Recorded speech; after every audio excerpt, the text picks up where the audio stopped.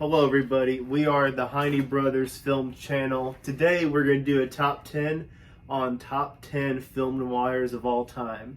Are you ready? Yes, I am We ready. both have our list ready, and I have not looked at his list, he has not looked at my list, so we're going to get started.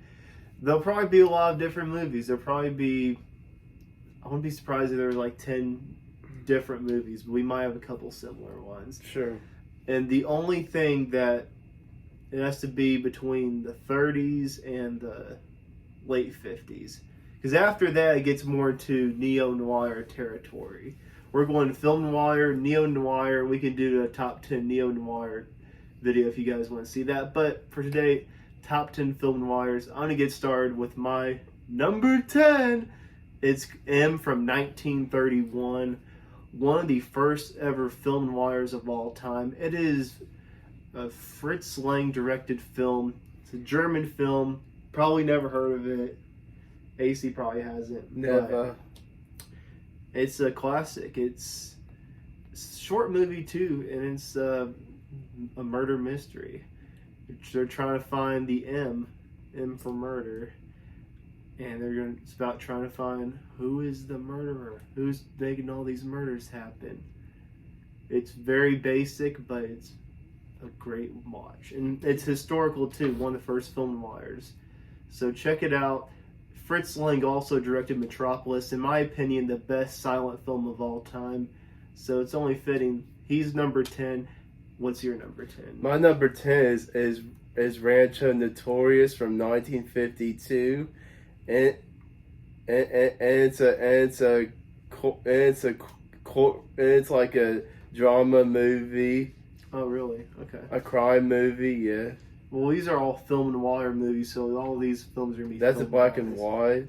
Yeah, just because it's in black and white doesn't make it film noir, though.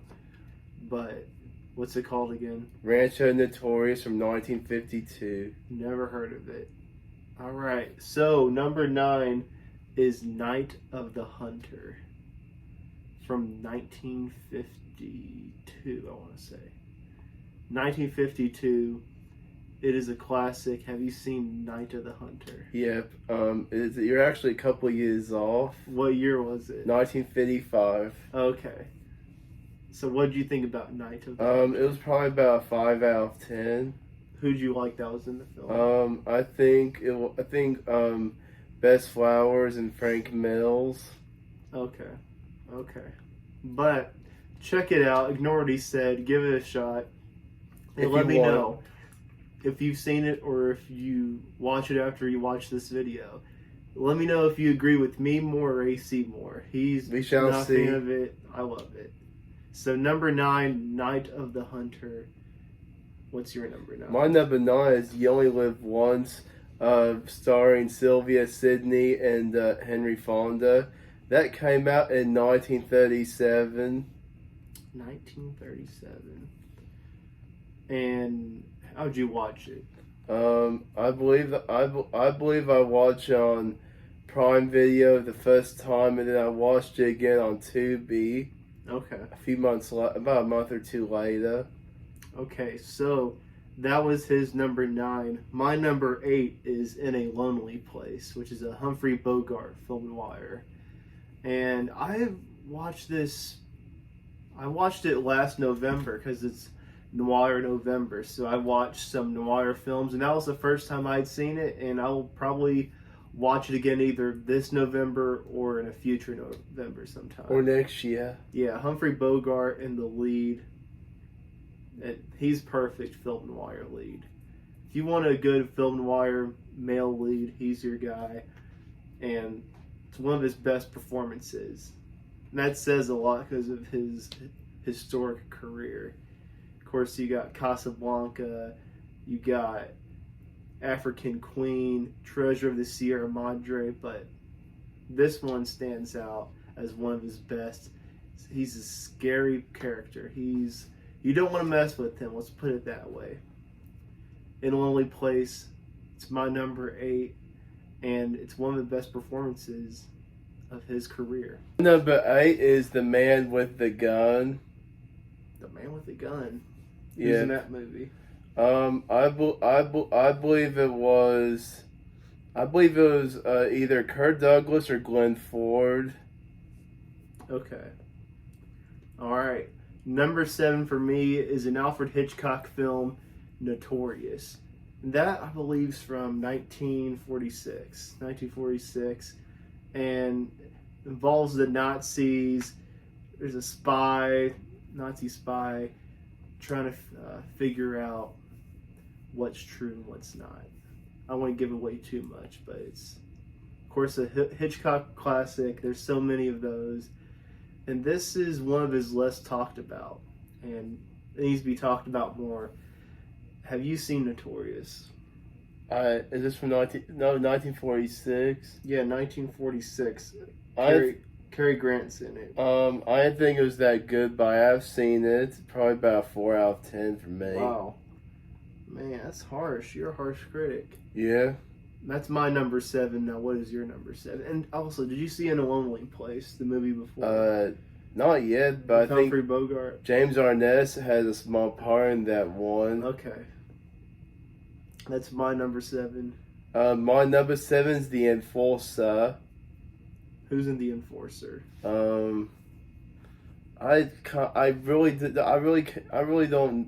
not sure who's in it, but I've seen it. Okay. I totally forgot who was in it, by the way. Man, he's slacking. Man. Okay. Number 6 for me is The Killing. That is, in my opinion, the best Stanley Kubrick film of all time. You may be thinking, The Killing, really? That's the best Stanley Kubrick? Yes, it's a very hot take. I like Stanley Kubrick, but he's not one of my favorites of all time.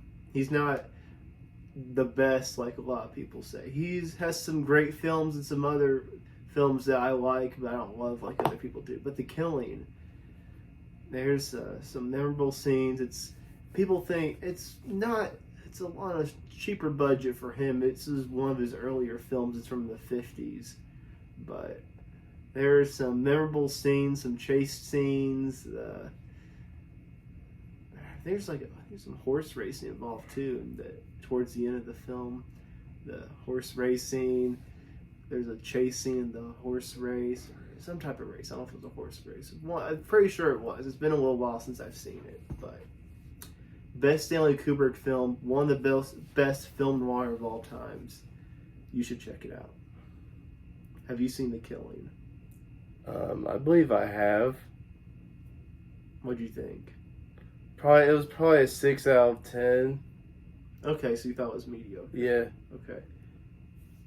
You're up. Alright, number 6 for me is The Violent Men. That stars that stars Glenn Ford, Barbara Stanwyck, Brian Keith, and Edward G. Robinson. That came out in 1955, and it's a Western film. I don't think many of you folks have heard of this. I haven't, but hey, I can watch it now if I feel like it. That'll be great if you do, man. Alright. Number 5 is The Maltese Falcon. Yet another Humphrey Bogart film on the list. I didn't mention it because it was going to be on the list. Maltese Falcon's my number 5. Based off the iconic book, but the movie, man, is great version, great movie adaptation of the book. Of course, Humphrey Bogart, like I said, perfect male lead for a film noir. And this is his one of the first ones he did. I mean, there's some other ones he did before. This is his first major one. And A Lonely Place was towards the end of his career. This one was more at the peak of his powers. 1941. It's 1940 in that time period. And you never know who you're supposed to cheer for. Are you supposed to cheer for him? Are you supposed to cheer for the other side? Are you supposed to cheer for there's some love involved? You always like a little love angle when it comes to film noir. Maltese Falcon number 5, classic. Check it out if you haven't already.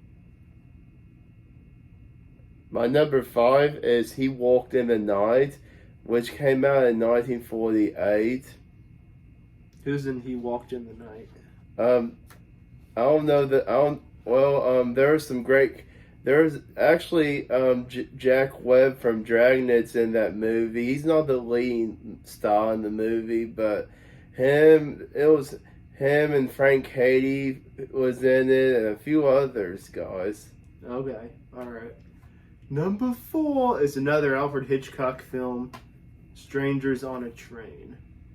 And this is from, let's see what year it's from, 1951. I wanted to make sure, I was going to say 51, but I know someone out there would correct me.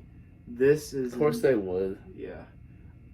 And this is not really one people talk about. Another one people don't talk about as much. People don't put it on the same tier as Psycho and Rear Window and North by Northwest. Those are better, but this is right behind them. Strangers on a Train.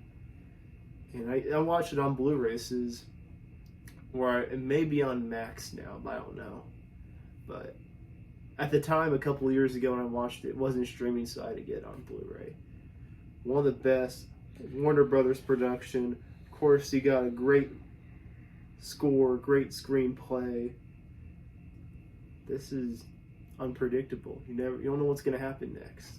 You try to predict it, and it's the opposite. At least for me. Some people may be better at predicting what's going to happen, but this one, really bad. Once again, Strangers on a Train. And my number 4 is Pickup on South Street. That came out in 1953 and stars Richard Widmark. What a great movie it is. I watched it. I think it was either on TCM or on YouTube that I watched it, but it's a really good movie. If you're a big Richard Widmark fan, go check it out. And that was one of his non-Western films that he did during his career. Number 3, Double Indemnity. This is the best Fred MacMurray film ever. Of course, the iconic Barbara Stanwyck and Fred MacMurray duo. And you got Edward G. Robinson in a supporting role, and this is something else. If you know Fred MacMurray from his happy-go-lucky persona on My Three Sons or the 60s Disney films, like Shaggy Dog, for example. This is a different Fred MacMurray. This is Fred MacMurray at his best. He's okay as a happy-go-lucky guy. That's why I like him the most. And this is... So a woman is planning to kill her husband, and Fred MacMurray helps her with that. That's all I'm going to say. And chaos ensues. A train sequence. Just film noir, close to its best.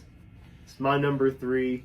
Number 3 for you. What's that? My number 3 is No Name on the Bullet and stars Audie Murphy. That came out in 1959. Really? Never heard of that. For me, my number 2. Number 2. This was hard to debate because the number 2 and 1 were really close for me.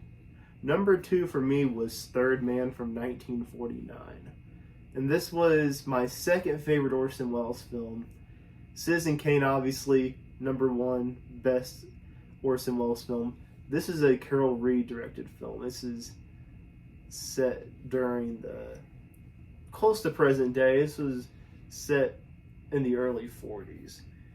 There's a post-war, it's set in post-war Vienna, so present day, 1949, World War II's ended. A lot of shenanigans happens. Some great performances, great score, great direction by Carol Reed. Carol Reed's best project she ever did. Check it out if you haven't already. You need to see it. My number 2 is Kiss Me Deadly, and it stars the great Ralph Mika, and also stars Jack Elam and Bing Russell. and so many others.